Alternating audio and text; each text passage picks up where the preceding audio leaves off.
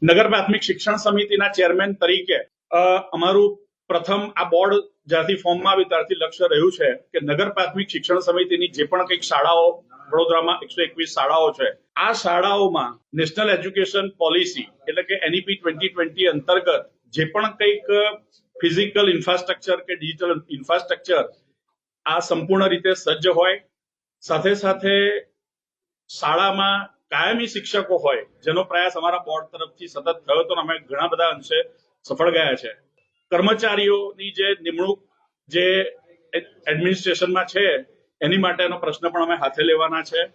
અને એ સિવાય શાળા પરિસરનું વાતાવરણ NEP 2020 એટલે કે નેશનલ એજ્યુકેશન પોલિસીના ગાઈડલાઈન મુજબનું શાળા પરિસરનું વાતાવરણના સર્જન થાય એની માટે અમે આગામી દિવસોમાં કાર્ય હાથ ધરવાના છે. સિસ્ટમમાં જ્યારે કોઈ વ્યક્તિ પોતાની જવાબદારી પ્રામાણિકતાથી ન નિભાવે ત્યારે આ પ્રકારની ઘટના સર્જાતી હોય છે. ઘણીવાર પ્રામાણિકતા હોય પણ બેદરકારી હોય, આવું પણ હોતું હોય છે. કાયમ કે પ્રામાણિકતાનો પ્રશ્ન હોતો નથી.